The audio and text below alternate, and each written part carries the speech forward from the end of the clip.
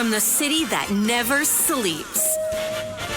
17 miles from Madison Square Garden, New York City. It's America at Night with Rich Valdes, America's favorite late-night talk program, featuring interesting guests from around the world and calls from across America. And now, here is your host, Rich Valdes. Here we go. Welcome to Thursday night, July the 3rd, everybody. It's America at Night with Rich Valdes. Rich is off tonight from Albany, New York. I'm Paul Vandenburgh. Good to have you with us tonight as we go coast to coast on really an incredible news day, a fantastic news day. And we are here till midnight in the East Coast, and we will take your phone calls. And I'm sure there'll be a lot of them just reacting to the news of the day and the news of yesterday, too, because there's a couple of things that I have to go back to from yesterday to talk a little bit about tonight. So we've got 3 hours. And for those of you, I've done this show before. And for those of you out there that have never heard me sit in for Rich, I've done mornings here in the Albany market for over 30 years. But my entree into the world of talk radio, which is a long time ago, was doing evenings and overnights. And when you do evenings and overnights, like right now, it's great because you can take a lot of phone calls. When you do mornings, it's tougher. You got traffic, you got all those things, but this is like a treat, a real treat. The night before Independence Day, and if you didn't feel patriotic today, I don't know what to tell you, because today was a great day in America, a great day. And most of you, 99.99% of you out there, have no idea about my ideology and where I'm coming from. But I happen to think that Trump, more and more every day, I happen to think he's going to get out as the greatest president ever. And there's reasons for that. And specifically, there's one reason. I run a business. I'm a part owner of the radio station I'm involved with here in Albany. And from the beginning, I've run the radio station. In other words, I run a business. And I've run businesses before. And I've always been a private sector employee. And all of us have done all these years is watch one elected official, one appointed official after another come in and spend our money and spend our money and spend our money. And I prayed to the good Lord above that Trump would run and he'd get elected, and he did, and did a spectacular job until the COVID scam came along, which to me was always a scam. You know, they had to come up with a way to get Trump out. Nothing else had worked. Americans, you go back to the calendar, in January of 2020, Americans were actually starting to save money and pay their bills. And that's not what the Democrats wanted to hear. And all of a sudden, this COVID thing came from nowhere, and we have problems. Well, if you are, you all know what happened. And to jump ahead, Trump hung in there. I lost my faith in him a little bit there, but he hung in there. He's back. The resilience is spectacular. And today, to me, was a payoff for a lot of Americans that defended him. And today, to me, was also the opportunity for people in this country to take a look at what a real leader is. And I'll give an example, and we all have our own examples. Mine certainly isn't yours, but let me tell you one thing I watched today, and it just got my attention. I watched after the bill was, just before the bill was passed, when Hakeem Jeffries, I believe, was still speaking, and we'll get back to him later. And there's Speaker Johnson with this whole gang of, I don't want to say misfits, because they're not misfits. They're legitimate people from their own communities, but they are people who are in powerful positions via their elected status that need a leader. You've got to have a leader, somebody that takes you by the hand and says, here's where we're going. And Trump has done that. Trump did that. He took them by the hand. You know, he told the story today about it. He actually had people in up at the White House yesterday and was talking to them about here's where we have to go with this. We can't let this sit still. This is going to add money to the debt, the deficit. We know that. We're not happy about that. None of us are. But, even the Freedom Caucus had to look at this at the end and say, there is a plan in here, and we can work with this. And as I've said to my audience back here in Albany for weeks now, I still am to this day a big Reagan fan. And if you go back to Reagan and supply side economics back in the mid 80s, you'll see that one of the fall offs of supply economics were major deposits to the federal government. The revenue was pouring in. And Jim Wright, Tony Coelho, Tip O'Neill, they couldn't spend it fast enough. What Trump is doing here is he's putting America to work. And take a look at the ways he's doing it. He's recreating jobs. He's lowering taxes and putting the money back in people's pockets. And folks, that's how capitalism works. That's how it works. You might like it, you might not. That's how it works. People spend money when they have money.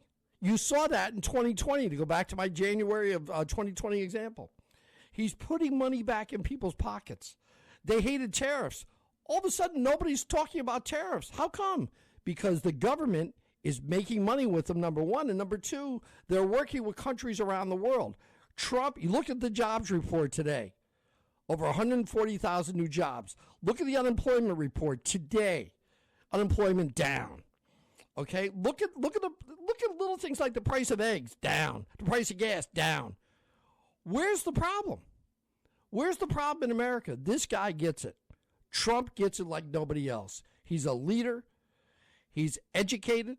He's got the background in business in New York. He knows cultures. He understands people. He shakes your hand. He's a salesman like nobody else. Like nobody else. He can sell. He's selling tonight. He's in Iowa right now speaking to folks in Iowa. He's doing a bit of a victory lap tonight.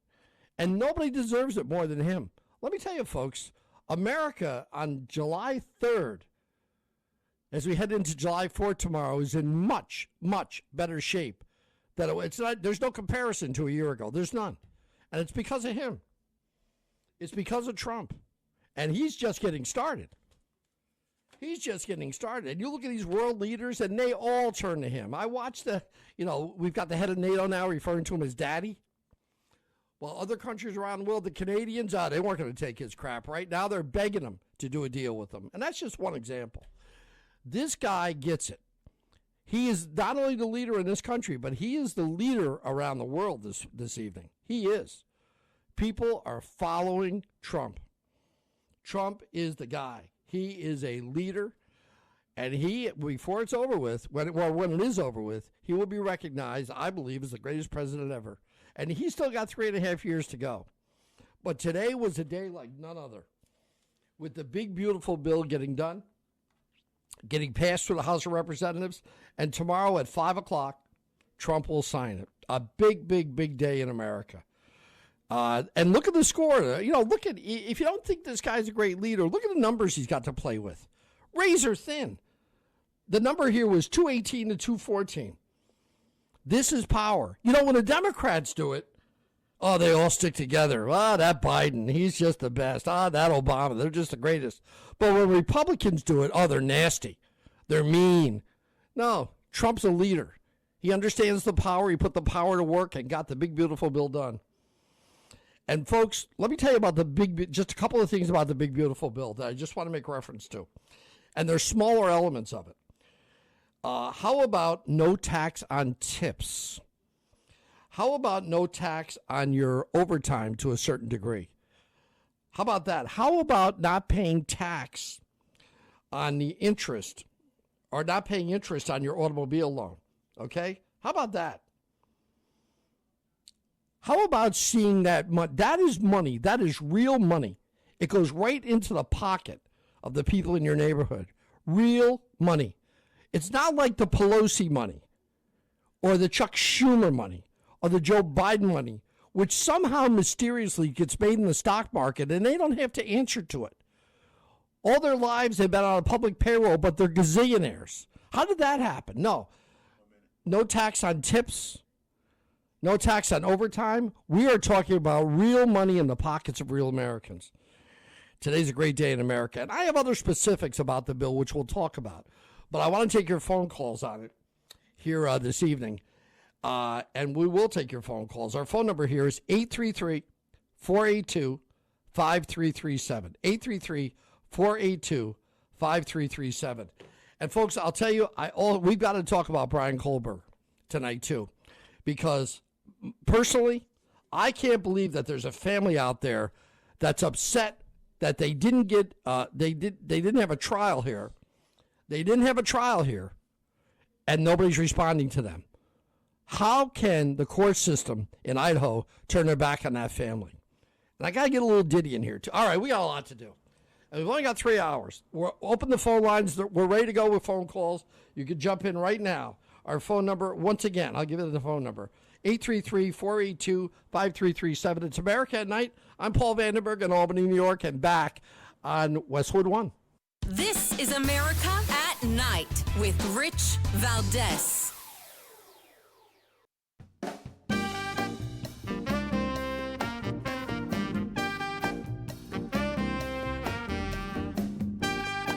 Well, thank you, Rich, and thank you for everything. I know you very well, and I listen, but I have a lot of people that listen, and they love your show, and I appreciate it very much. America at Night with Rich Valdes.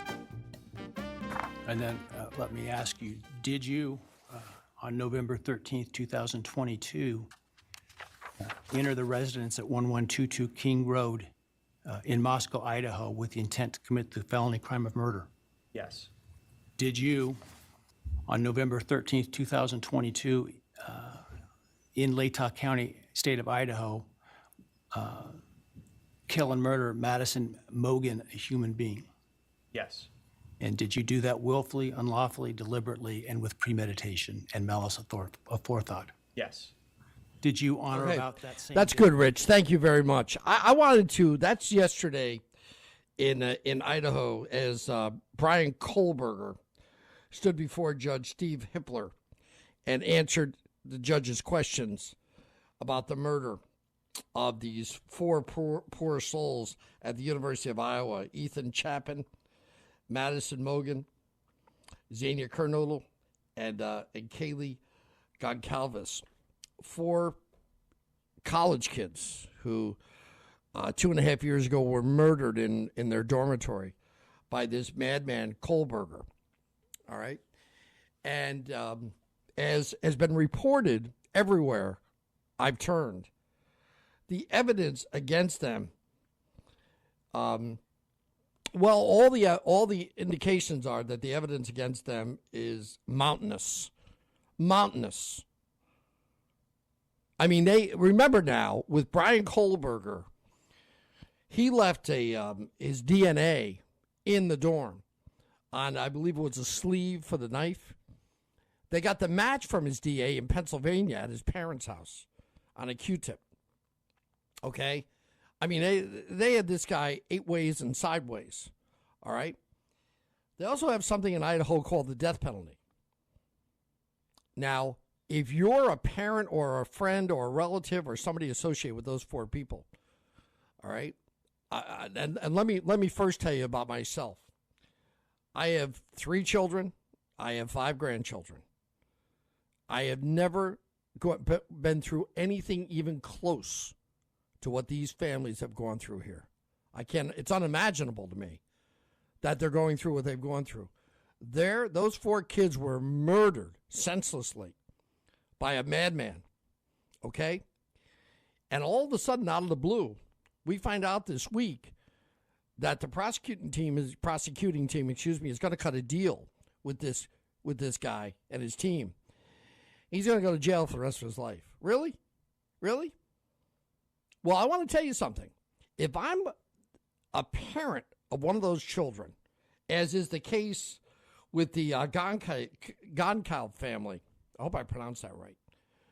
I've heard it pronounced multiple ways. If I'm the parents of any of those people or friends of any of those people, I'm infuriated. Why isn't this going to trial? Why are we cutting a deal so this guy can breathe for the rest of his life? Maybe. Prison's not going to be easy for him. Why aren't we going to trial here? Isn't that what the state is for? When you have a case like this, when you have mountains of evidence, and when you have 4 murders, 4 first-degree murder charges, shouldn't we go to trial with that? And if he's convicted, shouldn't a judge look at him and say, you're going to be put to death? In Idaho, it's you're put to death with gunfire. In Idaho, you're shot to death. Okay, but I could care less. I could care less how they're putting this guy down. If I'm a parent, I'm a friend, I can understand these parents not wanting to go in the courtroom yesterday. They've lost a child. All I want to hear is guilty, guilty, guilty, guilty, and I want to hear that we're going to put him to death. That's what I want to hear. Why is it so wrong in this country now to even talk about a death penalty? You should have a death penalty. Children should be taught about a death penalty, and people like Brian Kohberger should be put to death.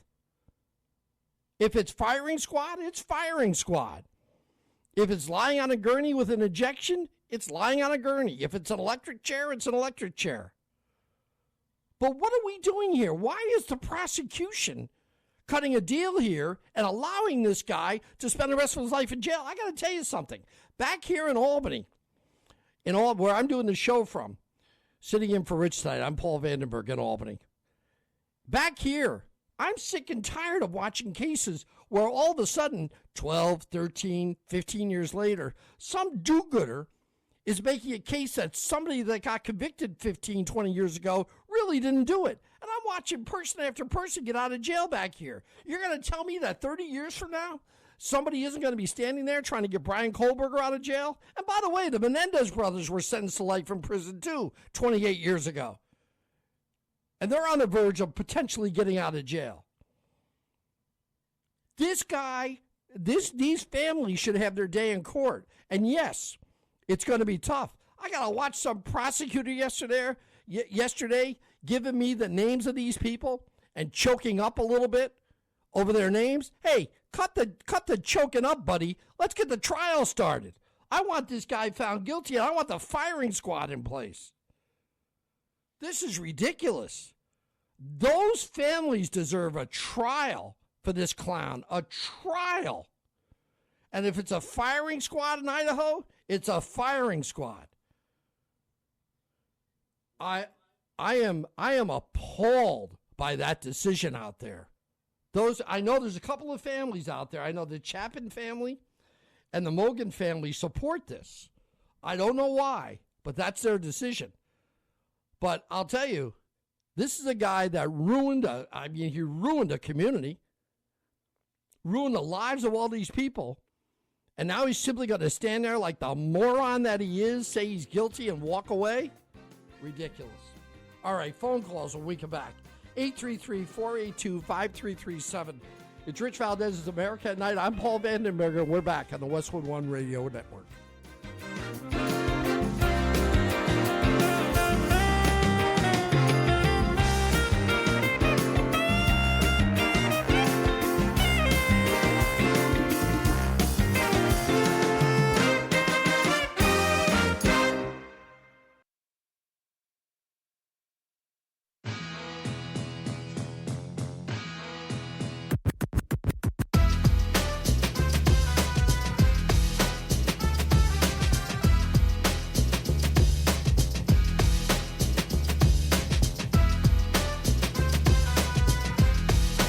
America at Night with Rich Valdes.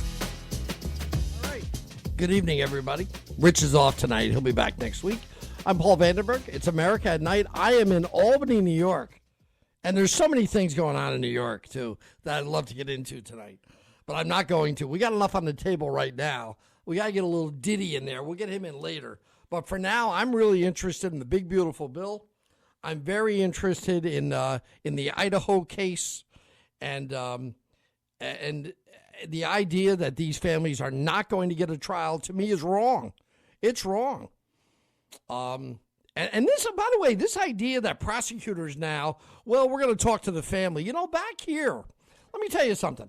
Back here in New York, you get these prosecutors, these lefty prosecutors, and we're filled with them here in New York State. You get the lefties back here, and they always hit you with, well, we spoke to the family, and the family's okay with it, which is garbage. Now, how come in Idaho, they didn't speak to the families, they did speak to the families, okay. Some like it, some don't. Wait a minute. What are we doing here? This is a guy that murdered 4 people. There is a chance he could be sentenced to the death penalty if convicted on every count. How do you not take this to trial? How do you not? Oh. All right. Let us take some phone calls. That's what I really like to do. Our phone number is 833, the number 4, Valdes. 833-482-5337. All right? To the phones we go. Let's start with Paul in Boise, Idaho this evening. Good. A call from Idaho right off the bat. Paul, how are you? Kind of fed up like you are. Can't believe it. Yeah. It's the death penalty in Idaho is ruled by the Dems. This is a red state. It has been ever since I moved here over 35 years ago. And it just so happened I was called on to be a juror on a death penalty case back in 1992. And we all unanimously voted that this person should be put to death. We didn't have any problems doing it, because it was something you had to sign before you started the process to begin with. So it's been 34 years for this person that I helped to put on death row. It's still sitting there. And there's no reason why they should still be there. No reason whatsoever. That's 35 years ago for one person. We have another inmate that's got 50 years under his belt of being on death row. So we got a problem here. All right. Let me hold you there, Paul, because I'm listen, I'm on the other side of the country, but I'm suspicious, and I might be wrong, and I really don't want to throw anybody under the bus here based on my suspicions, but I must admit I'm a bit suspicious that the left isn't involved here somehow. And I say that because there is no reason, in my opinion, tell me if I'm wrong, if you think I'm wrong, there's no reason, in my opinion, for this guy not to go to trial, is there? No. In fact, he got away with 3 murders. He got away with the 3 because they never tried him on one of those other 3. And he got life in prison without the possibility of parole. Now that in itself is a crime by not having him go to trial for those 3 other ones, in my opinion. Exactly. But you know, it almost seems like somebody is being protected here. And I don't know anything about the judge, but is the judge somebody that doesn't want to give anybody the death penalty? Because the truth is, if this guy gets convicted of 4 murders, you've got to give him the death penalty, don't you? Well, he's a serial killer. Yeah. Yeah. He gets hit on all 4 counts. You got to sentence him to death. Does the judge not want to do that? Is that what we're up against here? I don't think it is. It's the appellate process has kept this person that I put on death row from being executed. It's the appellate process. That's the only reason that person could have to still be on death row and escape justice. Now, these poor people lost their kids, and they're victims, and they're going to be victimized every year for the rest of their lives, because there's going to be certain days that are going to pop up, and it's going to be like a horrendous type of memory that you've got about your child being slaughtered to death by this guy, and yet he's able to get on the internet. He's still able to go into the law library at the prison. He's still able to have correspondence with women or whatever. He gets to live his life. Meanwhile, all the victims' parents and grandparents and whoever else is alive has to live in a hell. You're right. Very good. Excellent. I got you. Excellent job by you. I want to go back, though, to what I was pointing out. How do you tell the Gonclaves family? You know, her father, Kaylee Gonclay's father, wouldn't even go into court yesterday. How do you tell him that we've decided not to put this guy on trial? How do you do that? I mean, these are people that are demanding justice. They want justice. They want to see, they want to hear anyway. Let's back up a little bit. They want to hear what happened. Let's hear the evidence. Let's see the evidence. Let's talk about this. Let's find out what may have happened. They have no idea why this yo-yo killed 4 kids. They have no idea. And you think he's going to tell them? I don't. So they're not going to have their day in court. They're not going to be able to hear what he did. And worst of all, they're not going to be able to know that this guy was put to death for putting 4 people to death. And I just don't understand why that's the case. I don't understand it at all. I know there's a lot of people, a lot of do-gooders out there, a lot of left-of-center folks out there that don't like the death penalty. But it just seems to me as though, and again, I'm on one side of the country, you're all on another, or not all of you, but the people in Idaho are across the country from where I am. It just would seem to me as though somewhere in this mix, it's got to have something to do with somebody eventually being sentenced or not sentenced to the death penalty. Again, a mountain of evidence. What do we cut a deal with this guy for? Why? And again, back here in New York, time after time after time, I hear these prosecutors talk about how, well, we spoke to the family and we got there okay. Well, why didn't you talk to the family here? No sense. It makes no sense to me. It doesn't. It's kind of like Diddy's gang yesterday. His attorneys, 10-7 last night, Diddy gets acquitted of the more serious charges. But by the way, he's still looking at 2 trafficking charges, which each one he could be sentenced up to 10 years for. That's 20 years he could be sentenced to. And there's what they call the dream team, patting each other on the back outside of court. Well, I guess nobody told him their boy is back in jail. They threw him back in jail, and he could be sentenced up to 20 years. And, you know, when you look at, and I had one of the local attorneys on my local show this morning to talk about this. And he's of the belief that, you know, he's probably looking at 5 years for each one. And if he does 75%, you're talking about 7+ years in jail. Diddy's not getting out of jail right away. That's why I was shocked last night when all of a sudden I saw his attorney standing in front of the courthouse, patting each other on the back. Wait a minute. This guy's not getting out of jail anytime soon. He's a bad guy, too. He's a bad guy. Diddy, wow. You found out a lot about him in that trial. That was ugly. Very, very ugly. All right. Our phone number, let me give you our telephone number here. We're taking your calls right up till midnight in the East at 833-482-5337. 833-482-5337. There's a couple of things here tonight, folks. I just want to make sure that we stay on these 3 topics. You want to talk about Diddy, you're welcome to. But the other 2 topics mean much more to me. The Brian Kohberger case, which I don't understand. That family deserves a trial. They all do. The public deserves a trial. Why did this guy do this? Why is he going to be allowed to go away and not say a word? And why is he going to be allowed to live? And, of course, today, the big, beautiful bill, which is a great day in America. A great day in America. And I expect the big, beautiful bill, to do what supply-side economics did 40 years ago. I expect the big, beautiful bill to bring record revenue to the federal treasury. And the big, beautiful bill is going to help bring a lot of manufacturing back to the states. We have tariffs in place. Countries are going to have to work with us now. And we should be able to drive a lot more revenue for these countries. You look this morning, you see you look this evening, gas prices are down, egg prices are down, jobs are up, unemployment is down. Folks, on July 4th of 2025, America is on the right track. And we have a leader, and it's Donald Trump. And Trump is the guy that's done all the work here. He's done all the work, and he has been great. Our phone number, again, 833, I'll get to your calls after the break, 833-482-5337, 888, or check that, 833-482-5337. I'm Paul Vandenburgh. I'm in Albany, New York, sitting in tonight for Rich Valdes. And we are back in a moment on America at Night on the Westwood One Radio Network.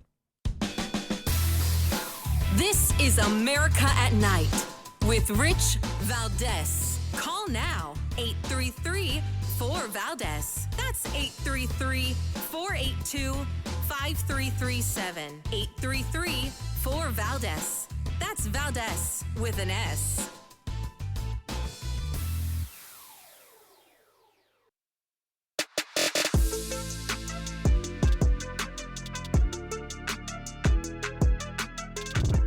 Fair, balance, and I love the way you conduct yourself with your listeners. America at Night with Rich Valdes. Here we go. We're back from Albany, New York tonight. I'm Paul Vandenburgh. I do mornings at WGDJ in Albany, New York. Done mornings in the market now over 30 years. Richie's off tonight. He'll be back next week. We are taking your phone calls this evening. You are welcome to join me at 833-482-5337. Let's talk next to Bonnie in Charleston, South Carolina. Hey, Bonnie, have you lived in Charleston all your life? Oh, God, no. I was Okay. born and raised in Chicago, but I got you were? out of there when I needed to. Okay. I just want to ask before, and I don't mean to cut your time. I just want to ask. I've always heard marvelous things about Charleston. You really like it there? Oh, it is the city of Charleston. I live in Mount Pleasant, which is Okay. outskirts of Charleston. Sure, but sure. Charleston is the most fabulous city. Wonderful restaurants, great theater, fabulous people, and the history of this town just can't be beat. All right. Good for you. That's a good synopsis. Let's talk about why you called. Thank you for calling. Okay, so does this big, beautiful bill, which I'm very happy with, does it address Social Security disability and the scammers who start collecting it when they're 30 years old, have never paid into it, and they get it for things like dyslexia, learning disabilities, a bad back, and they get these lawyers to supply them a way to get the disability payments. They get $700-800 a month, which is probably more than I'm getting on my Social Security after I worked all my life. I'm 78, and they start getting it at 30, and God only knows how many years they get it for. I just am so livid when I hear these people on Social Security disability. Social Security disability is a major problem that really is not addressed in this bill as much as Medicaid is. You know, one of the things that they did in this bill and did a good job with it, though they could do a lot more, is they've gone in and gone to work on people that are bilking the Medicaid system. And they're putting people to work, as you know, 20 hours a week. They're going to make people go to work. They're going to make people identify their qualifications on a semi-annual basis instead of an annual basis. But, you know, I have to admit, as I listen to you talk, Bonnie, that I hear many, many more complaints about people on Social Security disability than I hear about people hosing the Medicaid system, though they're both, you see, this is the problem in America, okay? And this year we're talking, here's Trump and the Republicans trying to get a budget balanced, all right? And last 4 years it was Biden. And before that it's Obama and it's Trump. Every year, no matter who the president is, there's a problem with the budget. And there's a problem with the budget because of three things: Medicare, Medicaid, and Social Security. Now, this Republican budget gets into Medicaid, not fully, but they do a pretty good job in there of trying to clean it up. But there's so much work to be done. They've allowed, it seems, every Tom, Dick, and Harry to get a piece of Social Security. And I think more people are upset like you are, Bonnie, about that than they are about Medicaid. Yes, I am. And all you have to do is watch Judge Judy for a week to find out how many people are on this Social Security disability and the lawyers that help them get it if they can't get it themselves. Right. That's the other thing that really bugs the heck out of me. I started collecting when I was 62, but I started working when I was 16. Right. So I think I have a right to my Social Security. I just don't understand when they keep talking about Social Security going bankrupt, and then I hear all these people that start collecting it when they're 30. They haven't even paid into it. How do they have a right to that money? Well, there's too many entrees in the Social Security. That's the problem.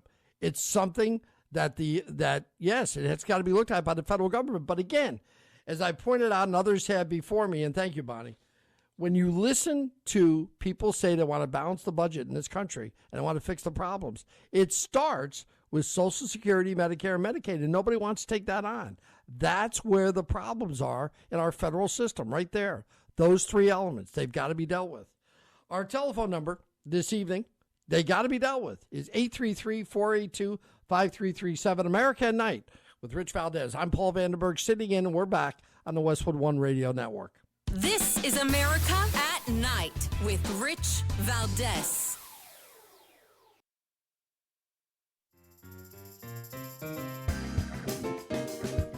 America at Night. Rich is off tonight. I'm Paul Vandenburgh in Albany, New York. Let's talk to Chris in Frederick, Maryland this evening. Chris, how are you? I guess I'm okay. I just, I've been fascinated, and I don't do the internet. I'm not on the computer, but hearing about the story with P. Diddy, I've heard about the one girl, but what else is? There's more girls and more crap that he's got in trouble for, and anyway, I don't know. I guess. Let me give you a little info, okay? Chris, the trial just ended. It was 7 weeks. There were 34 witnesses, and there were nothing. And you're surrounded by text messages, emails, sexually explicit footage that was aired during this. There were five individual counts. One count of racketeering conspiracy, which he was acquitted of. There were 2 counts of sex trafficking, which got off on, but he got convicted of transportation to engage in prostitution. Each count, 2 counts, each one carries a max sentence of 10 years, and he'll be sentenced in October.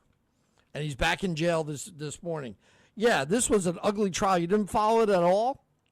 I've been trying to keep up with it. So basically, for him to be involved in prostitution means he more or less pimped out a couple girls or something that. He had girls for reasons of, what do they call these people now? Sex, whatever.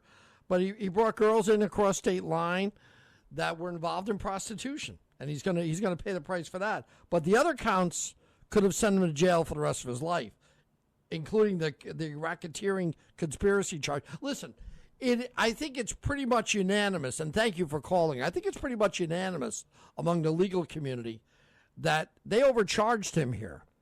In fact, I'll tell you, every person I heard talk in the aftermath of this verdict said that they overcharged him dramatically in this case. And you wonder why they did it. You know, they could have maybe gotten their conviction on the prostitution charges, which they did. They got 2 here. But the bigger charges, they didn't get a conviction.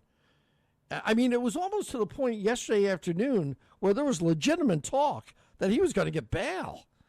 And I was shocked at that. Bail. But the judge didn't. I think the judge took the next couple of hours and decided, no, we're not going to let him out. Then he didn't. He's back in jail this evening. He's going to be there until he's going to be there for a long time. All right.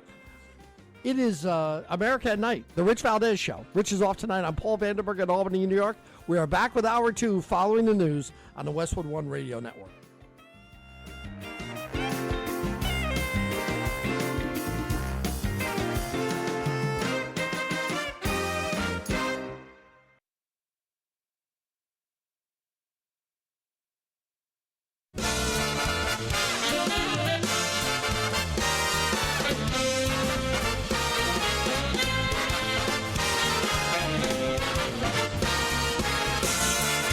Live from the city that never sleeps.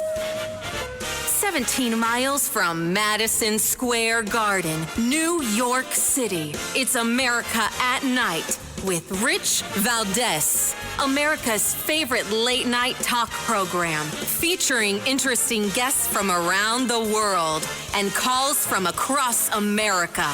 And now, here is your host, Rich Valdes. All right, here we go. From Albany, New York, I'm Paul Vandenburgh. Sitting in tonight for Rich on America at Night. Our telephone number, we'd love to have you join us, believe me. Love to hear from you tonight. That's why I'm here. Our phone number is 833-482-5337. 833-482-5337. We got a couple of hours left here, and we got a lot to talk about tonight. From the big, beautiful bill, which is spectacular, to Brian Kohberger, which is not spectacular, and we got Diddy out there, too.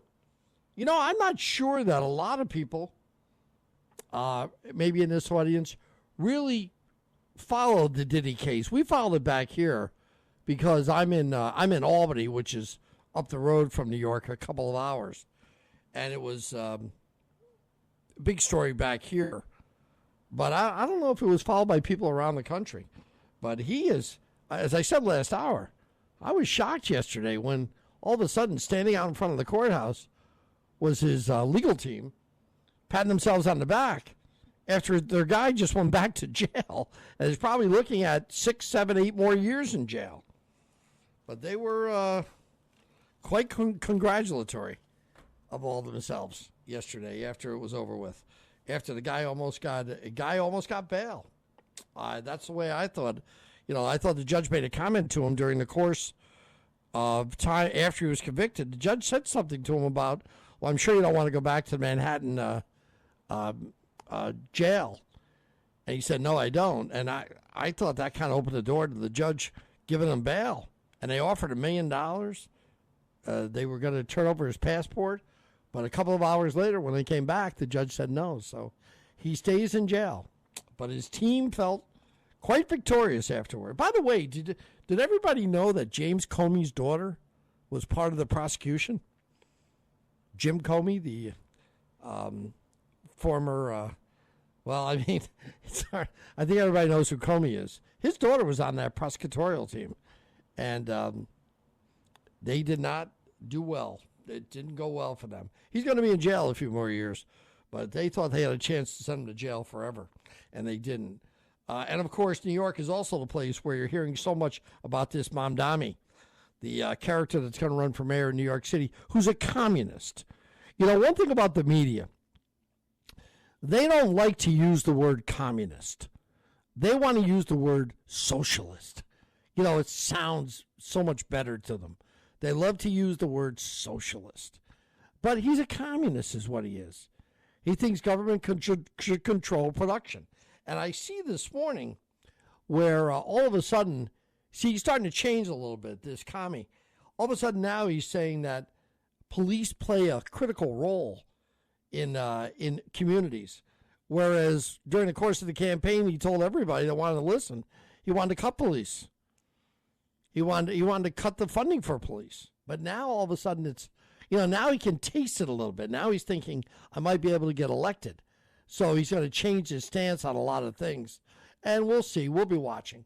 Everybody will be watching back here. But the big, beautiful bill is on the table tonight, along with, as I mentioned earlier, the Brian Kohberger case. The big, again, I want to, before I take some more callers, I want to point out this big, beautiful bill today. I had, what time was it? I was in my office, and all of a sudden I look, and there are all the Republicans together after the bill had passed. All the Republicans are all together, and their Speaker Johnson and a lot of other folks.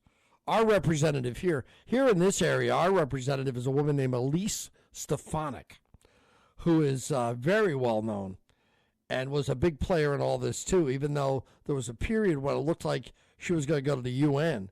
But Trump backed her out of that role, sent her back to the House. She played a big role in this. They all did. They all did.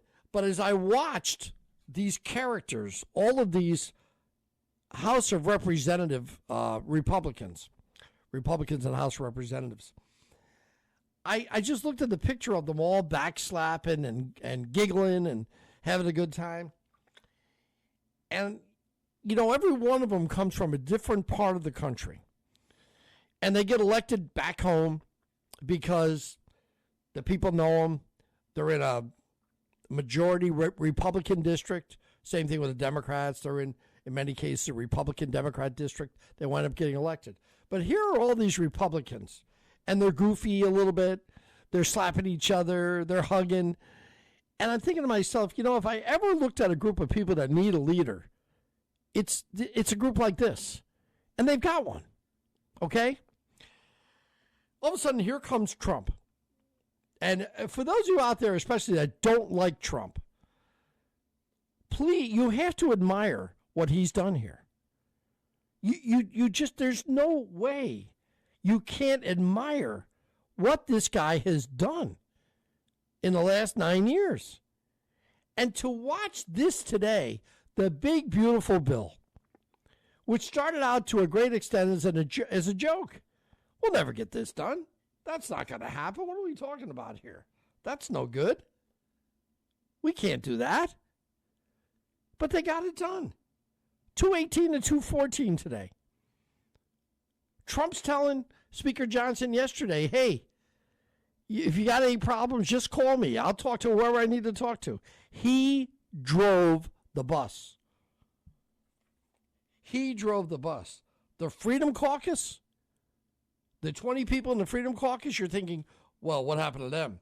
You know, people that just don't like Republicans are going to point at the Freedom Caucus. You don't think they didn't win here? You don't think they didn't win? Look at how they've changed, along with Trump. Look at how together they've changed the Republican Party. Look how they've changed it. It's remarkable. You looked at, again, this evening, take a look at all the things you've heard about just in the last 5 months alone since Trump took office. Tariffs, you're not hearing about them, are you? No more. How about the price of eggs? Guess what? No more. Guess they're down. How about the price of gas? Down, down, down. How about the market today up 350? How about today's jobs report? It was 143. It was more than they anticipated. How about the unemployment report? That's down. Okay? You don't think this guy doesn't know what he's doing? We've never had a president like him. Ever. Ever.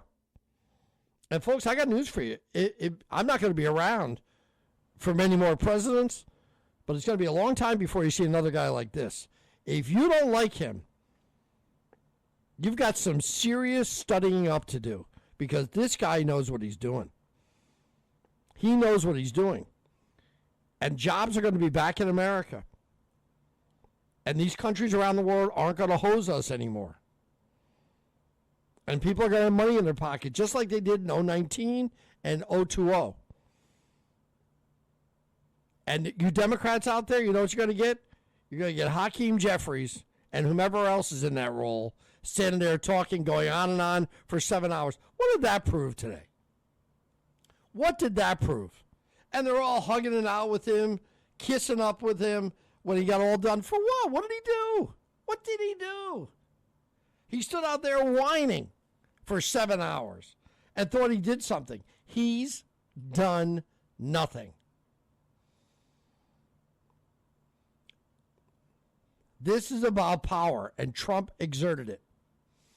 He kept the GOP in line. He made sure everybody was on track. Well, not everybody. Tom Massey of Kentucky and Brian Fitzpatrick of Pennsylvania voted no. But he'll probably go after them. Boy, I'll tell you one thing, too. Here, let me give you our phone number here. I'll take some calls in a moment. 833-482-5337. America at Night. Rich is off tonight. I'm Paul Vandenburgh in Albany, New York. Our phone number, 833-482-5337.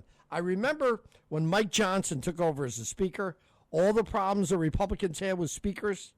Okay? Johnson will never make it. He's no good. He's been great. So's Tom Thune. Nobody liked Tom Thune either. But they've been able to work it. You know why they've been able to work? Because they have a leader. They have somebody that guides them. They don't have some rhino coming in and telling them they're going to push them off the mark. Trump won't let them. Trump is going to fix America. He's well on his way already. I just think as we head to Independence Day tomorrow, as we head to the 4th of July, it's taken Trump just 5 months to get America at least back on the right. Now, God knows what will happen, okay? God knows what. And, you know, something horrible could happen. I'm very concerned about the illegals in this country.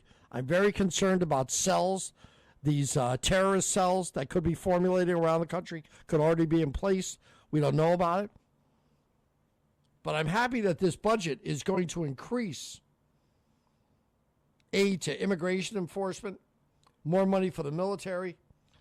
I mean, this bill today is going to put serious revenue into our federal treasuries, serious revenue, and help to create so many new jobs. Today, and I always tell my audience back here in Albany, okay? I always tell them, all the years I've done talk radio, it's always been, I wish, because talk radio to a great extent is moderate conservative. And it's always folks that are upset that things aren't going their way. They wish. Well, right now in America, if you're a conservative, a moderate, you're a Republican, this guy has got you, Trump now, he's got you on the right track. This is a guy that understands how to make things happen. And remember about Trump, it's not just in the U.S. As I mentioned earlier, it's around the world. People look to him. I mean, for years we thought NATO was some obscure operation that we had no say in. Now they're calling Trump daddy at NATO. He's your daddy. It is remarkable to watch what's happening. And Trump told you tonight he made no last-minute deals. None. Zero. The big, beautiful bill is tomorrow at 5 o'clock. All set, all done. He'll have a signing tomorrow at 5 o'clock. He's going to wait till late in the afternoon, get the maximum out of the publicity for this. And there will be child hire tax credits for kids, standard deductions, and so much more. So much more. Good stuff. All right, we are here on America at Night. Rich is off tonight. I'm Paul Vandenburgh, and let's take some phone calls. We'll do it after the break. Our phone number, 833-482-5337. 833-482-5337. America at Night, and we are back in a moment on the Westwood One Radio Network. This is America at Night with Rich Valdes.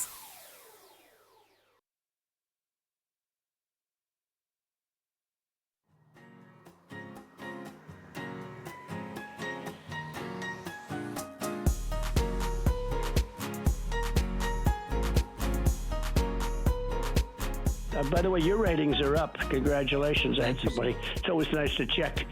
I like to see, even if they're friends, I like to see how are they doing. Are people listening, right?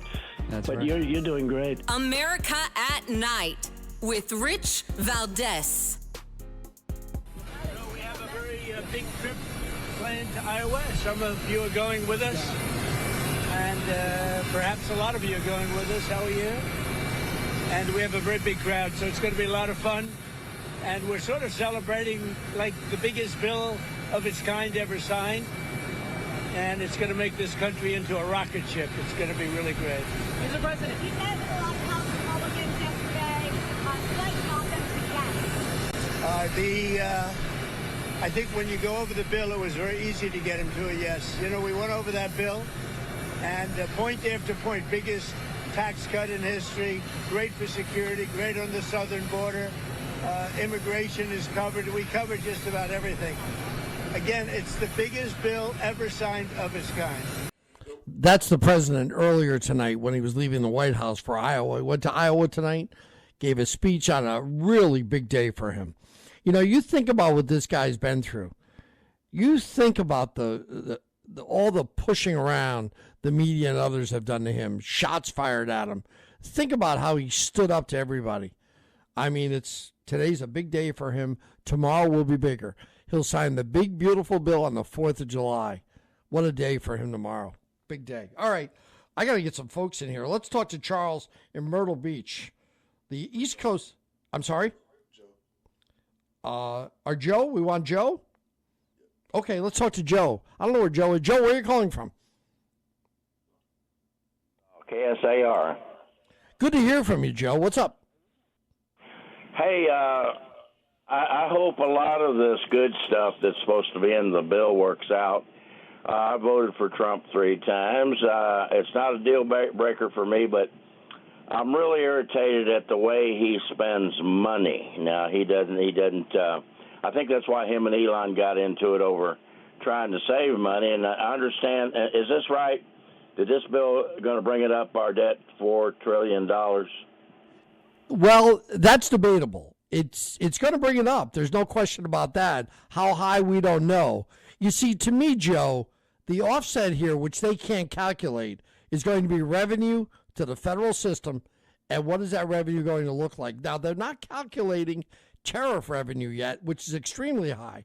So they're going to have to give us a better gauge on the revenue. But as far as debt goes, when you look at it on paper, it's at least $3 trillion.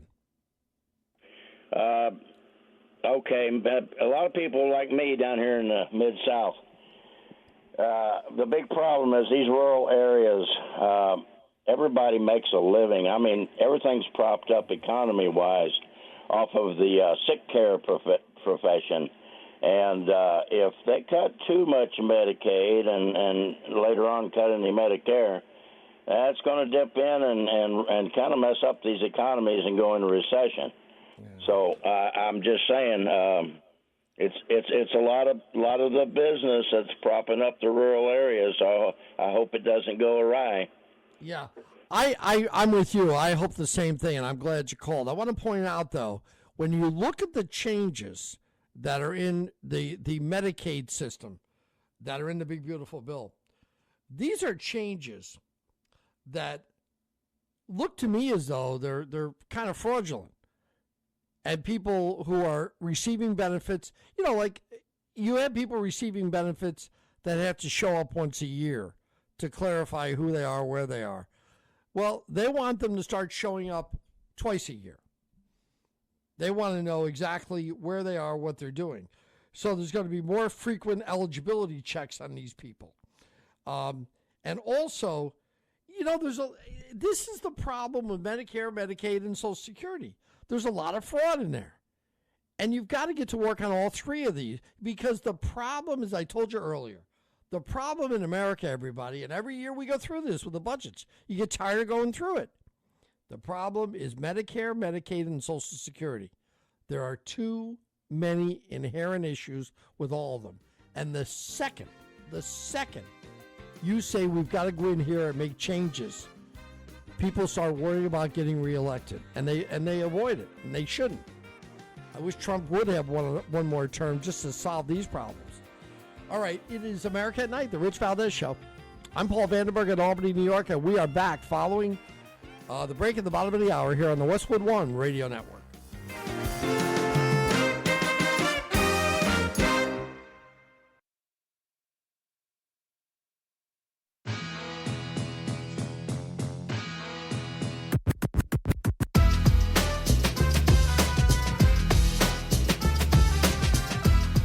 Rich Valdes, who, again, will do a fine job, and I know you'll enjoy listening to him. This is America at Night with Rich Valdes. Rich Valdes and America at Night. Richie's off tonight. I'm Paul Vandenburgh in Albany, New York, on the night before the 4th of July. And the weather looks like it's going to be pretty good. I don't know wherever you are in America, I have to tell you, I'm in the Northeast. I'm in Albany. I'm about 2.5 hours north of New York City in Albany, which is the state capital here. And we, for the first 6 months, we pretty much had nothing but rain. All it's done here is rain. And even today, We're also the home in this area of the Saratoga Race Course, which people from across the country come to. And they opened today. They've never opened this early, but they opened today. They're going to be open with the 4th of July, and they're going to be open the entire month of July and August. They don't even close now until Labor Day. And it rained a little bit today, but they got through their opening day without a problem. And now the weekend here looks good. But the rain in this part of the world has been awful. And I'm hopeful that, in this part of the country last year, July and August, and even in September and October, were very nice. And I'm hoping that's going to be the way this year. But the weather looks really good for the 4th of July weekend. And I think that's pretty much the case around the country.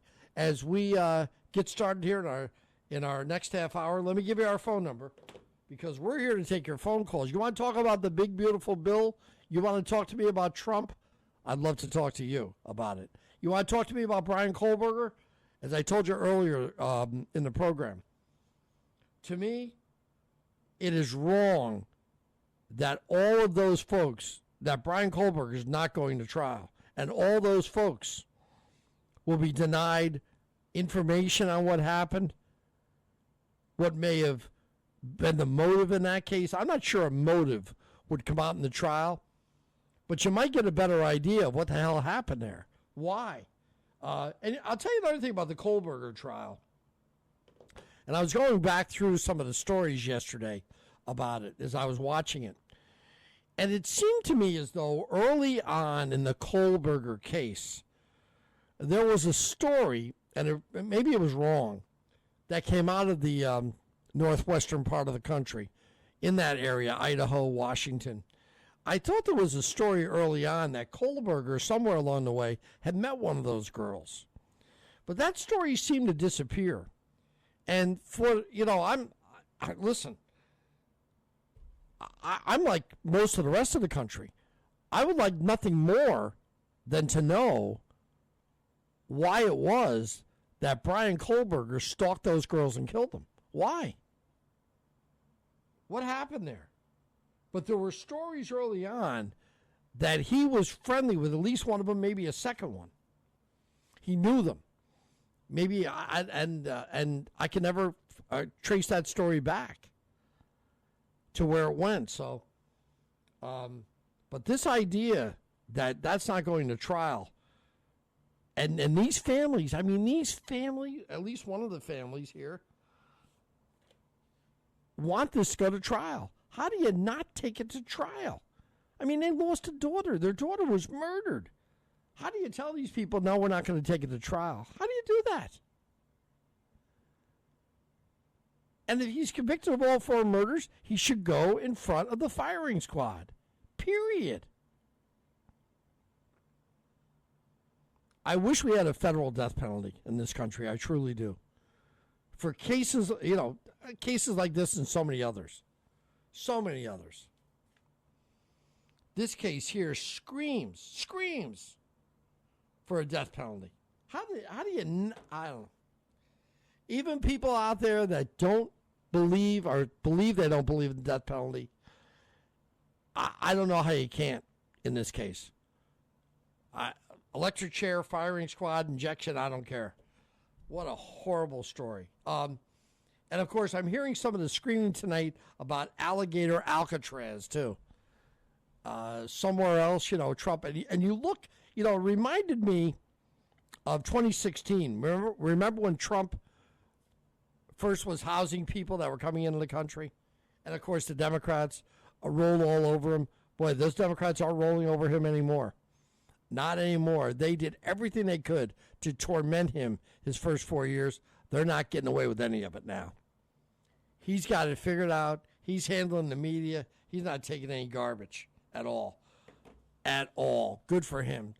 Our phone number here on America at Night, on this night before the 4th of July, is 833-482-5337. 833-482-5337. I think America on the 4th of July, as we head into it in about an hour and a half, is in good shape tonight. Good shape. I think the big, beautiful bill is going to mean a lot to America. I love the jobs report today. I love the idea that what Trump is doing with tariffs, with taxes, is simply going to create new jobs. It's simply going to create new jobs, and lots of them. And I love the idea that we're telling other countries around the world that'll be enough.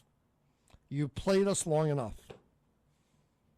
And I also love it when Trump stands out there and tells you how disappointed he is in his predecessors in that office, because he should be, and we should be too. But the more you watch Trump, the more you realize that this guy is one of a kind in good ways, not in bad ways, in good ways. He's one of a kind. He has so many qualities that you need. In fact, it's almost impossible to think that somebody else is going to come along anytime soon that's going to have the background he has. Remember now, your presidents come to you via the political system. That's usually when they come to you. You know, one thing I liked about W when he was president was he had a good, strong private sector background, but it didn't. There were no results. There were no results. Now, of course, he was handicapped by 9/11. Big time. And one thing about W, after 9/11, he did an excellent job of getting us through that period. Excellent. You know, you felt like somebody was in charge.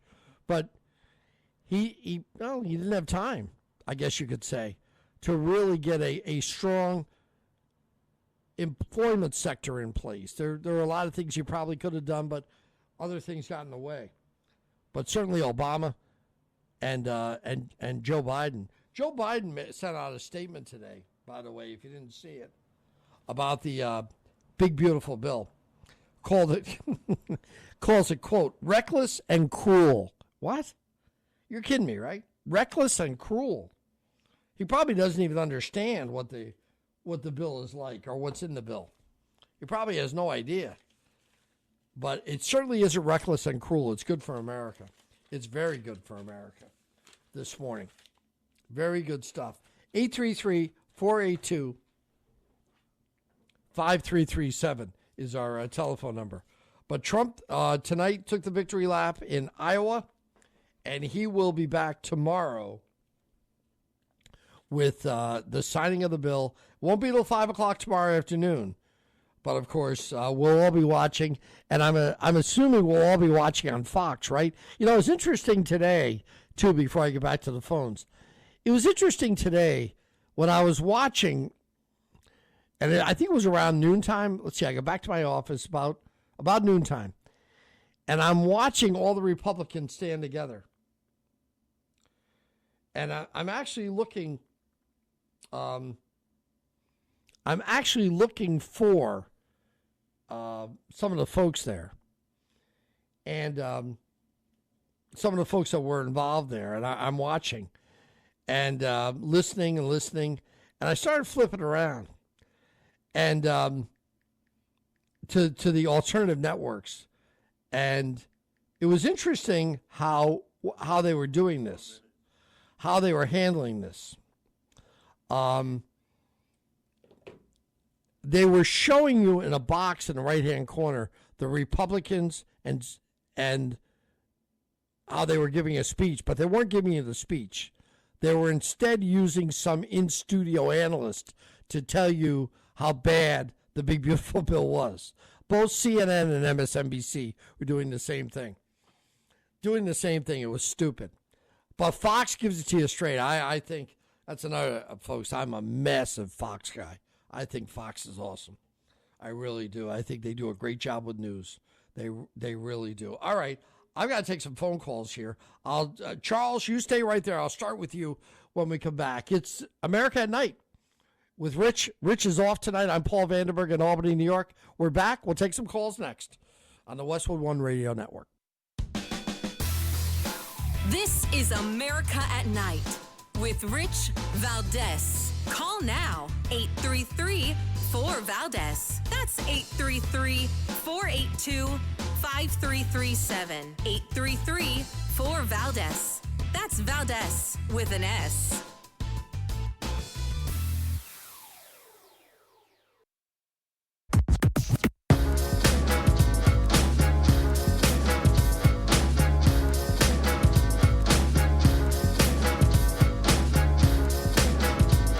After the guest leaves every night and we're doing open phones, kind of at the heartbeat of America, and you sit there in this radio studio and suddenly you hear voices. Mobile, Dallas, New York, Miami.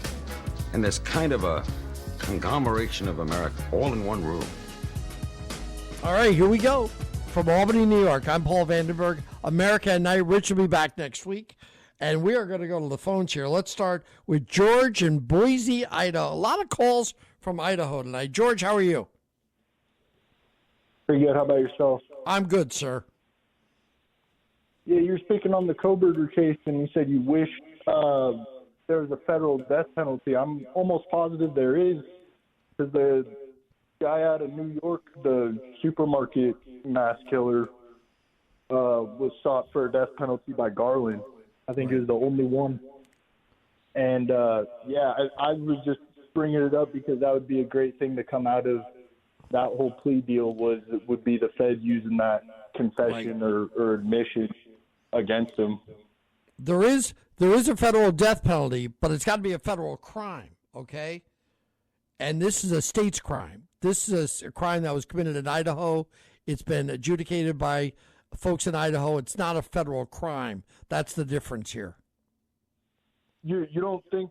I thought he lived in a different state, but I'm pretty sure that's why the FBI. Oh, okay, yeah, that's what I'm saying. Crossing states like that, and then he drove over to Pennsylvania or wherever he wasn't. Was. I'm pretty sure that's why the FBI started getting on him. Well, from what I understand, nobody got involved in that part of it, and he was charged in the state of Idaho and not federally. And by the way, tell me, you live in Idaho. Tell me a little bit about the idea that there's not going to be a trial here. You okay with that? I have mixed feelings. I understand both sides. I also understand some of the victims' families not wanting to have a trial. I totally understand the anger of the few families that do want a trial, but I understand also the victims' families that say they don't want the gruesome details, and generally a defense attorney is going to smear the victim's reputation quite a bit, so I completely understand that point of view as well. All right, man. George, good job. Good to talk to you. I appreciate it. I want to get John in Vero Beach, Florida, in here next on the on America at Night. Rich will be back next week. Johnny, how are you tonight? I'm doing okay, but the name's Guy, G-U-Y, not John, but that's okay. That's okay. Go ahead. I don't understand Idaho law, so I'm not going to pretend to know it. But down here in Florida, the judge doesn't really get involved in the plea bargaining or in the plea agreement negotiations between the prosecutor and the defense until the plea and the negotiation is actually put on his desk. Mm-hmm. And then the elocution happens, which is what you heard and what you played the clip of him asking questions. Did you do this? Did you do that? Now, the judge in some states still has the option when he comes to sentencing of rejecting that life in prison and sentencing him to the death penalty. Okay, yes. That's up to the judge in some states. I don't know what Idaho's law is. Well, you heard the judge yesterday announce that he was accepting the plea agreement. You know, we had a case here, for those of you across the country, John. We had a case here, and I'm glad you called. Thank you very much. We had a case here where 20 people died in a limo. This is a few years ago. 20 people right here in the capital, in the Albany area where I live. And you probably heard about the limo driver. 20 people in the car. 18 people in the car. They all died, and 2 people on the ground got run over. What happened there was the local district attorney cut a deal. So the guy that owned the car wouldn't go to jail. And people were outraged. And when it got to the judge threw it out. These judges, that judge yesterday didn't have to accept that deal. In fact, he said during the course of his questioning, or at the end of it, I'm accepting the deal. I wish he threw it out. I wish he said he wasn't going to accept it. Get rid of it. All right, we got a lot of people waiting. Stay right there. More phone calls coming up. This is America at Night. Rich is off. He'll be back next week. I'm Paul Vandenburgh in Albany, and we're back in a moment on the Westwood One Radio Network. This is America at Night with Rich Valdes.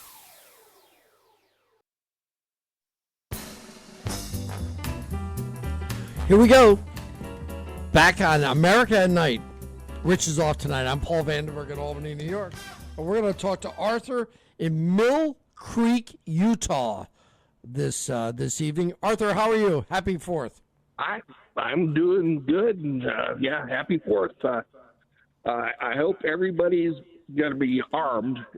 In Utah, it's concealed constitutional carry. Mm-hmm. But there's reportedly 30,000 Hezbollah sleepers in the country. Yep. And they're going to probably be thinking we ought owe something to the intel rappers in Iran that have been giving us money all this time.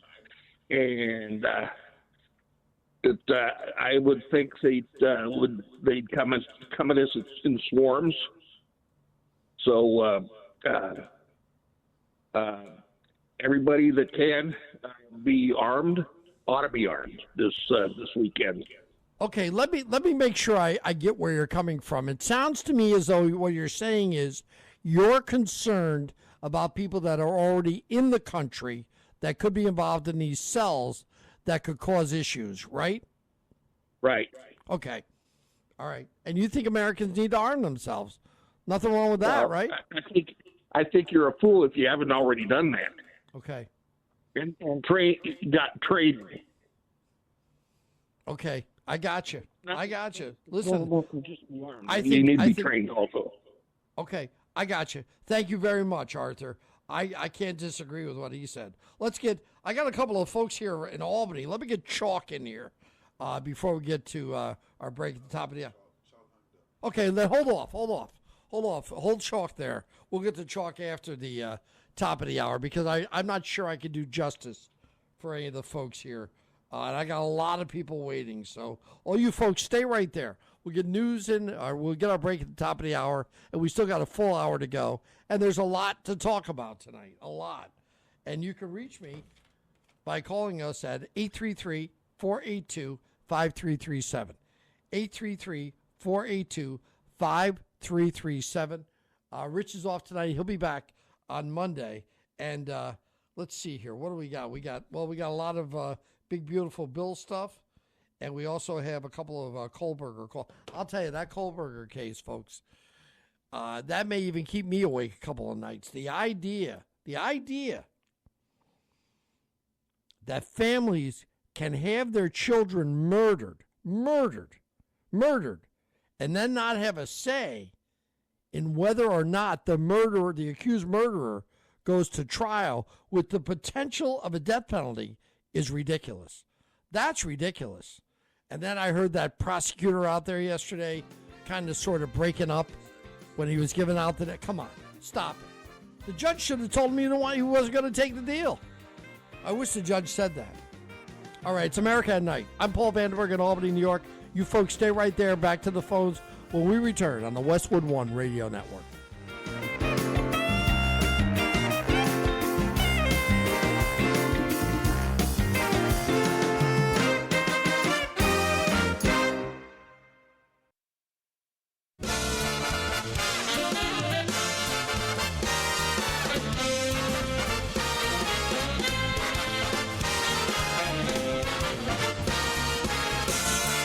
Live from the city that never sleeps. 17 miles from Madison Square Garden, New York City. It's America at Night with Rich Valdes. America's favorite late night talk program featuring interesting guests from around the world and calls from across America. And now, here is your host, Rich Valdes. All right, we're back. I'm not Rich Valdes, though. Rich is off. He'll be back Monday. I'm Paul Vandenburgh in Albany, New York.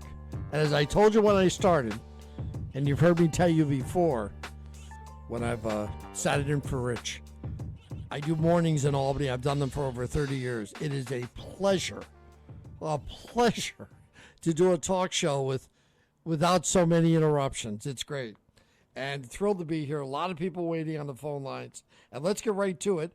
We're going to start here with Pete in Memphis, Tennessee, as we begin our final hour. Pete, how are you today? I'm doing fine, thank you. You're welcome. My question is, I've heard people talk about the big, beautiful bill, that passed all that, and I keep hearing them say no tips on overtime, no tips no overtime. I'm sorry, no taxes on tips and no taxes on overtime. But the president was also saying no taxes on Social Security. Did that get dropped, or is it still in there? I haven't heard. Here's how the Social Security taxes were dealt with in the bill. The House bill didn't deliver what Trump had promised to eliminate taxes.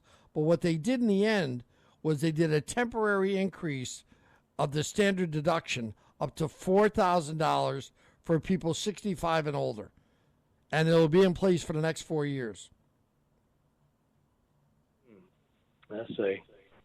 The Republicans in the Senate, now in the Senate, if I remember correctly, they had approved an extension on tax breaks up to $6,000. But I believe in the end, Pete, it's $4,000. I see. Well, I'm sorry to hear that. I was thinking that. I thought that was really a good deal for us who are on Social Security. That's quite a little increase there. I will tell you, though, when I look at the deal for the tax on tips, when I look at the deal with the overtime, and even this one, up to $4,000 on Social Security, Pete, I got to tell you, that's a really good beginning. That's real money in people's pockets. I'm thrilled to see that. I'm thrilled to see the big, beautiful bill. Yep, me too. I can't talk tonight. Big, beautiful bill passed. I think it is great. It really frustrated me that everything the president's trying to do, the Democrats and even some Republicans seem to be trying to make sure that he's not successful. Yep. That's what it looks like. Oh yeah. And it's just ridiculous. I really I just don't understand why they can't get on board for something.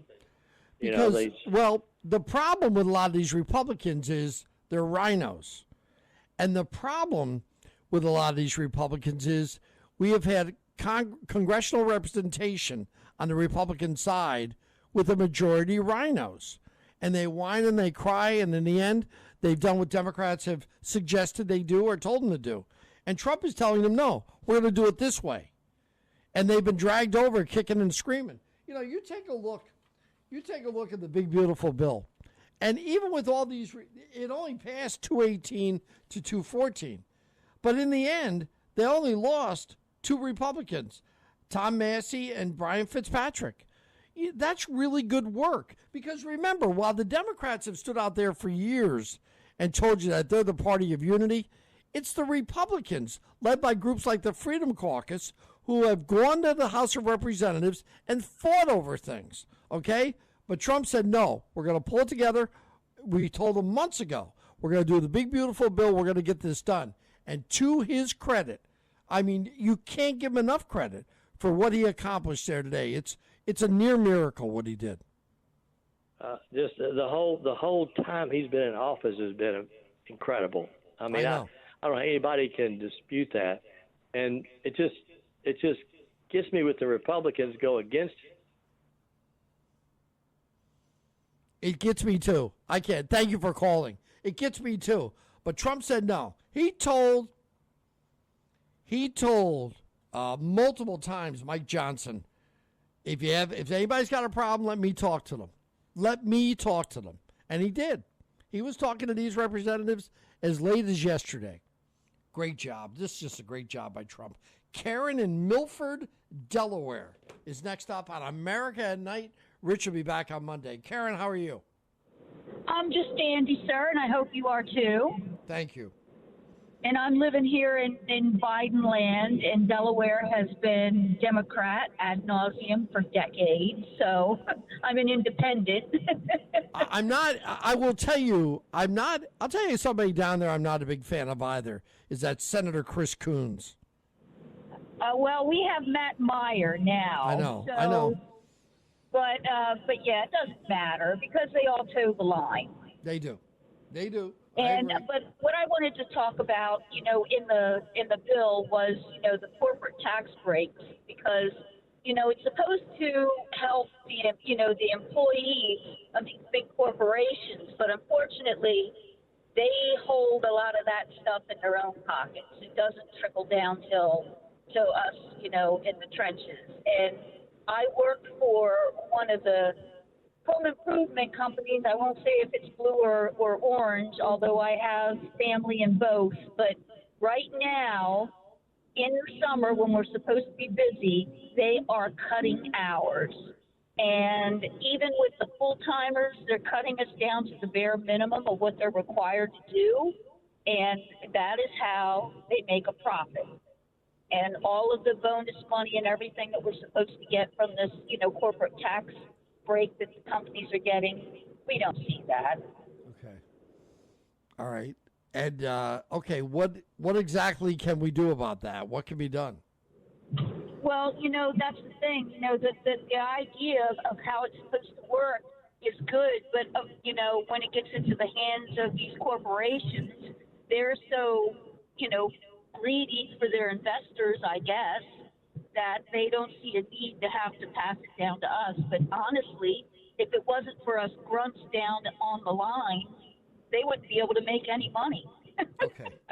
All right. Well, I think what you see, what Trump and the government's trying to do, I believe, with those tax cuts, is help companies be able to expand and help companies be able to hire more people. I'm not sure. You're talking about a specificity here when it comes to the individual employees. And you're talking about a very micro situation. I think Trump and the House and the Senate are looking at it from a more macro stance. You follow me? I see what you're saying, but Trump was telling everybody, you're going to see more in your paycheck. Okay. But yeah, like I said, the way these corporations are handing it out, it's not going to happen that way. Okay. All right. I got you. Thank you very much. This is I don't know. You see, I'm not sure I'm in total agreement there, and I'll tell you why. I mentioned earlier in the program, go back to January 2020 and look at how people had more money in the bank. They were making more money. They were saving money. People were thrilled. And then, of course, from nowhere came this thing called COVID, which I'm still not sure about. Remember one thing about COVID, folks, this plague that allegedly took over America and stifled us. I can't name one city that got wiped out with COVID. One schoolyard. Can't name one. Can't name one city block anywhere in America that got wiped out by COVID. But still, we were told it's the plague. Wow. But you go back to that period in the country, and there's no question, the talk in America in January of 2020 was how people are starting to get ahead a little bit. And the Democrats didn't want to hear that, did they? No, they didn't. All of a sudden, this COVID thing came along. Still to this day, I don't get it. Dave in White Valley, Pennsylvania is next up. Here's our phone number, by the way. Get some more people in here. We still got some time to go here. Our telephone number, if you'd like to speak with me, is 833-482-5337. Dave, how are you down there in Pennsylvania tonight? Hey, Paul, how are you? I'm good, sir. Hey, I just love what you just said because that makes a lot of sense to me. What was that? Okay. About the COVID thing. Yeah, the whole COVID thing has never sat well with me. It's been a major topic of conversation up here for a long time. Go ahead, Dave. What's on your mind? About it. Hey, well, I just want to say, thank goodness that the beautiful bill passed, and hopefully we can get things back on track in this country. Yep. And another very important thing is that it's like God bless America. Yep. And let's all get on board. I don't understand what the Democrats are doing. Well, what are they doing? It well, makes no sense. You know what, Dave? You're watching. I appreciate your call. Thank you. Watch Hakeem Jeffries today with the 7-hour ramble. What is that? What is it? He doesn't know. They don't know. But they all applauded him. It's ridiculous. It's not what's good for America. But America at Night is good for America. I'm Paul Vandenburgh in Albany, New York. Back with more in a moment right here on the Westwood One Radio Network. This is America at Night with Rich Valdes.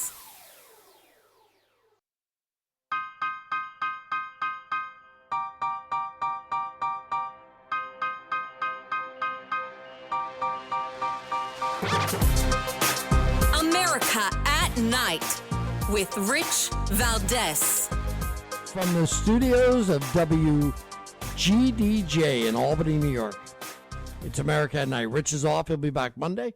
I'm Paul Vandenburgh, and we are going to stay with your phone calls here this evening. We're going to start here with Thomas in Jekyll Island. You know, I read a book once that the name was, I think it was written by a fellow named McManus. The Phantom of Jekyll Island. I forget what it was. Did you ever hear that book, Tom? Yes, there's a lot of stories about Jekyll Island. Jekyll Island's where they started all this Social Security and the meetings were. Yep. But I'm originally from Charleston, and would like to respond to some of that. People with autism, backaches is one thing. Having your back hurt, having Asperger's, autism, being dyslexic makes it real hard to work. The biggest problem we have are the construction companies that are owned by the illegals from Horry County to Charleston. Okay. And Ort Construction, A-Line and Construction and Remodeling employ over 100 people that made $3.5 million last year, and every single one of them are illegal. Okay. And they're still running, and no one ever says anything about that. Okay. That's where our money goes. Okay, how are they operating under legal status if they're illegal? They have they forge it, fake it, whatever it takes. Okay. Use somebody else as a headline, or it's got an LLC. Big thing on the. You can turn on the computer and internet, look it up. They tell you how much they're making and where they're at. Okay. All right. So you're of the belief that there's an awful lot of illegal companies out there. The state of South Carolina is full of them, all the way from the Blue Ridge Mountains to the coast here. Okay. And no one's ever saying anything about that. These people are white-collar crime. Okay. And it just goes on, and nothing's done.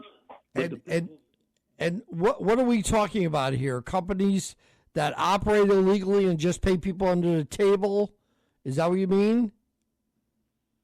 They're operating per se legally. Okay. But what they're hiring to bring in 3.5 years, they brought over 100 people across the border that are working for them illegally. Okay. And you and I, we're not from across the border and don't speak Spanish real well, can't work with them. They won't hire Americans. They won't even talk to you. But they make a great deal of money. These people all have great equipment, great clothes, great cars, and great homes. All right. I'm trying to get to where you tell me these companies are illegal, and I would not. If they're illegal, why is the local government authorities letting them stay in business? Yes, sir. Why? Someone seems not to investigate this. I got it. Well, I'm going to guess, and I'm glad you called. Thank you. I'm going to guess that if there is a belief that that these companies are acting illegally, somebody has looked into it. If you want to call me and tell me that there's people working illegally, that's one thing. But for companies to be set up illegally, that's a big push, unless nobody's looking into it. But I would think if you know about it, others have checked it. I don't know. I'm not sure. I'm not down there. I hate to leave you hanging like that, but this sounds like something that's easily sought out if that is the case. Let us talk next to Jerome in Charleston, South Carolina. Boy, Charleston and Utah are big participants tonight. Jerome, how are you? Hey, it's hard to follow a call from a Grand Dragon, but I'm going to try. Okay, Maya Angelou said that when someone reveals to you who they are the first time, believe them.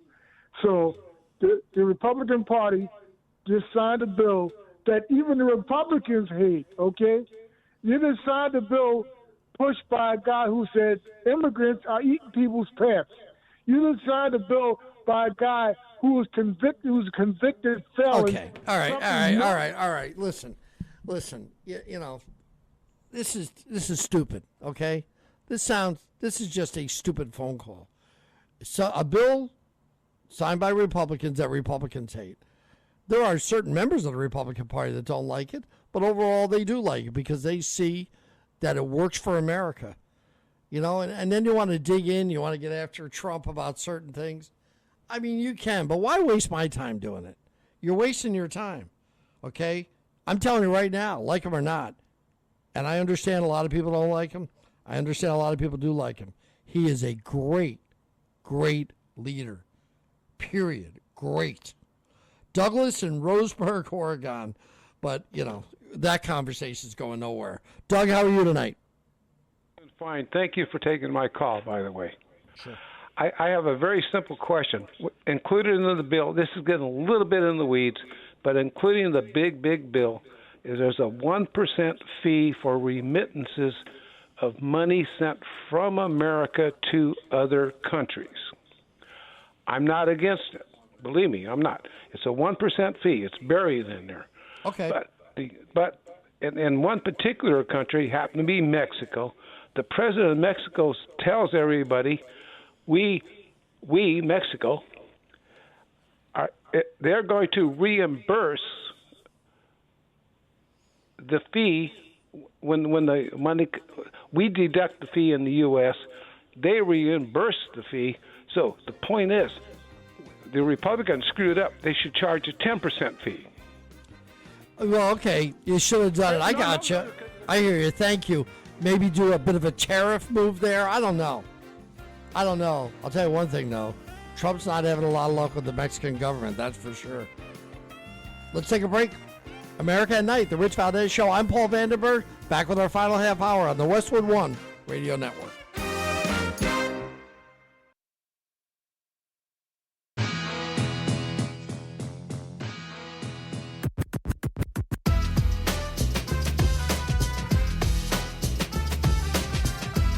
You're one of the best voices in radio for just giving reality to people and keeping it real. I feel like you're not one-sided at all. America at Night with Rich Valdes. Here we go. Rich is off tonight. I'm Paul Vandenburgh in Albany, New York. It's America at Night, and we've still got time to take more phone calls. And I've got some lines open here, they're telling me. Here's our phone number. I got to give you the number, right? You don't know where to call. 833-482-5337. 833-482-5337. It's America at Night, and we're going to take calls right up to midnight Eastern time. Happy 4th of July. I think it's a great, great 4th of July in America. All right? Let's go back to the phones if you're not ready. Oh, here's a local call. Bill in Troy this evening. Billy, how are you? All right, Paul. How you doing? I'm good. I know that you're a good observer of politics in New York statewide, and I'm wondering what you can say about the New York State governor's race and how close the Republicans might be to beating Hochul. Well, we know that Kathy Hochul is going to be the Democrat nominee now because Richie Torres, who was going to take her on allegedly in a primary, announced yesterday he was not going to primary her.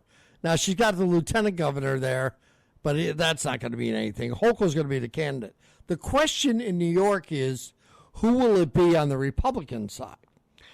And the question about the Republican side really is Elise Stefanik going to run for governor? Now, I'm not convinced she is because Elise is someone who has garnered national attention, which means that she might be looking at something. Remember, Elise was going to be the ambassador to the UN, but because of the issues at the House of Representatives and making sure things like the big, beautiful bill got passed, they pulled Elise out of the job as the ambassador to the UN and sent her back to her district. Elise Stefanik is somebody that people have come to admire and respect. And if she wants to run for governor, she's going to be the candidate. The question is, does she want to run? I'm not convinced she does. I think she may have higher aspirations. You know, she may be down the road looking at VP or something else of that nature. But if she wants to run for governor, she's going to have a very good chance of winning because she's going to raise a lot of money. She's going to run against a weak candidate. I mean, Kathy Hochul's approval numbers in the state have never been above 50%. In fact, there was just another Siena poll this week, and she's still not. She's still in the mid-40s. And Stefanik will be able to raise money. She's a strong candidate, and she's one of these folks that stands up in front of the media and answers questions. So I think, Bill, if it's not her, it's going to be Congressman Jeffries, I think, from downstate. But I think everybody's waiting to find out if Elise is going to run or not. Is that the way you see it? Well, yeah, I'm kind of surprised. I thought that it was a pretty sure thing that Elise would run. And I figure she should be governor first and build up a little bit more awareness of herself before trying something like VP. You may be right. That may be her plan. She hasn't shared with anybody, though. She right now, she's got everybody a bit on hold. Nobody's quite sure what she's going to do at this point. We got to wait to see what she's going to do. Fair enough. Well, I still think the Albany State House is better than the UN. I hope she stays clear of that place. Yeah, but she would have, Billy, she would have done a very good job at the UN. She would have been great. And remember, Trump wants somebody in the UN that's going to start telling people what we want them to do and what we feel our role is in their data. You know, Trump, these people have come into the UN and walked all over us. Enough. And Trump has made it clear that we're underwriting a lot of it. I mean, look at all the shenanigans that goes on in the UN. And Trump has had enough of it. And that's why he wanted Elise in there. But he had to bring her back. I think she wanted the job. You know, she did a farewell tour in her district, and she really wanted the job. Does she want to be governor? We don't know. We'll have to wait. Thank you for calling. We're going to have to wait and see what Elise does. But I think Elise's call is Elise's call. It's going to be up to her. Let's talk to Len. And I know Lenny's in Connecticut. Our phone number here is 833-482-5337. Lenny, how you doing? How you doing, Guy? Go ahead. You know, it was in response to the gentleman that spoke to you from South Carolina, about the migrants and working and things like that. I was down in South Carolina. I know a little bit about what he's talking about. Also in Connecticut and my friends in Georgia, they're having similar circumstances. But up here, a lot of migrants are great workers and stuff like that. So we don't have any, thing to say too much about that, but there's even migrants that have been working up here for 20 years before these new ones got here, and they're upset because they're losing jobs even themselves to the newer migrants. And what you said, you made a comment that made me make the call, is that you said that if somebody thought, you kind of questioned him that he was maybe somehow misleading in what he was directing you with, but he's almost 100% right. And how they do it is American contractors, they find someone who speaks the best English out of the group. They buy them a trucks, and then they take it out of their payment and stuff, and that one person pays all the guys. And so it's rampant, and it's going on everywhere. All the condo projects up here have probably 60 to 70% migrants working on them, even some state jobs. I don't know how it's possible, but I've seen it for myself. Okay, but my point to him was, and I think you two guys are talking. Well, no, you're not. My point to him was that if somebody owns a company illegally and they're not even residents of the U.S., then there's going to be a problem there. Somebody's going to be charged with something, aren't they? It's not a. It's like a job they had somewhere in Connecticut. I heard through a bunch of contractors that, they heard that that there was going to be a raid, that they might get caught or something, and they abandoned the job. I mean, I don't know. I wasn't there. I got you, Len. Let me ask you this: can you name one of these companies? I could name a lot of things, but I'm not going to put my name out there. I called basically to talk to you. You're kind of putting us in a pickle, but at the same time... Well, no. Hold on a minute. No, I'm not trying to put you in a pickle. My point is, if some illegal, as what the previous caller said, owns a company in this country, that sounds illegal to me. I would think that if a local district attorney or a local police got involved in that somebody would be in a lot of trouble. That's my point. When you talk about illegals working for a company, that's something different. He was talking much more about ownership, is what he was talking about. And it sounds like you are too. That's why I'm asking, who are these companies? They're riding around in brand new trucks. I've got contractor friends that have been working for decades, and they have basic trucks, broken down vans. They do the best job they can. They might own a house. Okay. I got a lot of ex-military guys that live in their own house, but they're like 80 years old, and they're living, in poverty in their own houses. No, but what I'm saying is, migrants are getting all this money, and you guys want to talk about it in a political stance, but nothing's being done about it. Like Trump's deporting so many people, but it's not, all the criteria is not being met. It's a selective way they're going about it, but it's not helping U.S. people. Let me just say this: in finance, or if you're anywhere in finance, or you're in banking, or you're a school teacher, this migrant thing doesn't affect you. Or nursing, it doesn't affect you in those careers. But in construction, white males and black males up in the New England area, there's not as many of them working as there was 5 or 10 years ago on all these jobs. All right, I got you. And you're talking about, thank you for calling, but you're kind of all over the place. He was talking about owning a company. You're talking about individual workers, it sounds to me. And listen, name the companies, and we'll send a letter or an email to a local DA and have them take a look at it, okay? America at Night with Rich Valdes. I'm Paul Vandenburgh in this evening, and we're back on the Westwood One Radio Network. This is America at Night with Rich Valdes. Call now, 833-4-VALDES. That's 833-482-5337. 833-4-VALDES. That's Valdes with an S.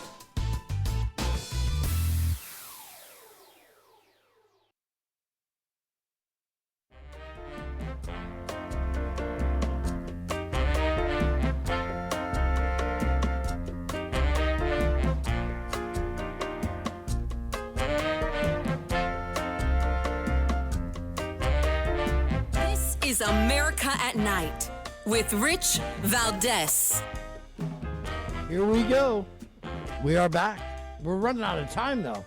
Our phone number, if you'd like to jump in here, is 833-482-5337. Rich will be back next week. Have a great 4th of July, everybody. Have a great 4th of July. Let me talk next to our buddy Paul in Zanesville, Ohio. Paul, how are you? Hey, hi, Paul. It's nice to hear you again. And I'd like to say happy 4th to you and Rich. But, you know, what I wanted to say was when I was a Trump fan, I always have been. When he was almost assassinated, I believe that divine intervention was at play there. I mean, I really do. And I think because, you know, this country was headed to hell in a handbasket pretty quick, is my opinion. And but I would like to comment on that Kohberger case. You know, I think that they should publicly execute the man on TV. You know, I can't imagine what those parents have been going through. And I think maybe the reason why that maybe the couple of parents didn't want to be there in the trial was because their children, your kids, they were brutally butchered. And I have no problem whatsoever with the death penalty. And I think they ought to show it on TV and let these peoples, these psychos, know that this is what's going to happen to you when there's, like, evidence that's, like, incredible. I mean, the man's guilty. You know, and for him to take that plea, I hope they get his ass in prison. What I would like to see happen here first and foremost is there be a trial, Paul. Can we just have a trial? You know, can these people who have lost a child at least have the opportunity to have the case heard that involves their child and the alleged murderer? I mean, I think that would be more than fair to do that. But instead, they've taken that opportunity away from the families here. And I understand that some of the families think this is an okay thing to do by not having a trial. But you have at least one family here who want a trial. They want a result. They want to hear if the person charged is guilty or innocent. And if that person is guilty, they would like to have that person put before a firing squad, which is their right. And I don't understand why the state is taking that away from them. Oh, absolutely. I agree with you 100%, Paul. You know, and there's too much of that goes on. Yep. In this country. You know, look at these rogue DAs, you know, and all that. They want to do nothing more than side with the left. Yep. And they're, I guess, you know, I would call it that they're anti-Trumpsters. You know, they can't stand anything the conservatives stand for. Mm-hmm. And I was a Democrat, but now I consider myself maybe, you know, in the center a little more. But I just don't understand it, and I think Trump's a great president, and I do agree with you. I think he will go down in history as one of the best presidents in history because we all know that Joe Biden was one of the worst. Yep. They can play, and thank you for calling, Paul. They can play any political tricks they want on Trump, but none of them are going to work. Trump has got America headed this evening, tomorrow, in the right direction. America is on the right path. And it's because of him. It's all because of him. And again, you watch that group of Republicans today, I'm sure they're all very nice people. And they're all patting each other on the back and slapping each other, high-fiving, hugging it out, the whole deal. They're all giddy. But the reason they're all giddy is because somebody brought them together. Somebody showed them the way. And somebody said to them, here's what we're going to do. And they did it. At the end of the day, they needed a leader, and they've got one.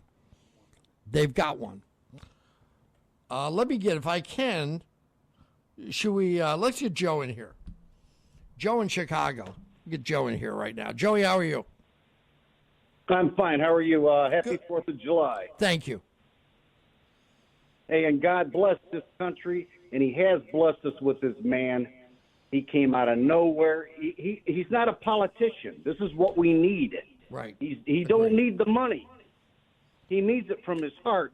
And what he's doing is good for the country. And everybody can't have everything, okay? Yes, sir. In the last 4 years, the money that they've been taking and giving away, it hasn't done nothing for us, okay? Yep. So I feel he's doing what he can with the mess he was left. He certainly is. I'm glad you called. Thank you. And you're right. You can't buy him. He's got all his own money. He's not here to make money. He's here to make America great again. We owe him a big debt of gratitude, and tomorrow's a big day for him. God bless him. It's America at Night. I've got time for a couple of more phone calls. 833-482-5337. I'm Paul Vandenburgh. We're in Albany, New York, and back in a moment on the Westwood One Radio Network. This is America at Night with Rich Valdes. America at Night. I'm Paul Vandenburgh. Final minutes. Tonight we're going to talk to Chris in Meridian, Mississippi. Next up. Chris, how are you tonight? I'm doing good. I had a question on. I am 100% disabled. I'm totally blind. Okay. Like I know what y'all are talking about because everybody that have like talked to me and met there's so many people that see me getting a check and they all run to get a check. But you can ask my kids. I sit around and cry because I can't get out and work. Yep. And I do understand. Yeah. Yep. There are, Chris, I think there's thousands and thousands of people like you that for one reason or another can't do certain things, and it kills them. It just kills them. I can't imagine at this point in my life what I ever would have done if I couldn't have gone to work. You're right. I hear you. I was shot. I was in a hunting accident when I was 13, and I got shot in the face and blind. Yeah. Very tough. But yes, there are so many people milking the system. I know. A lot it makes me look bad.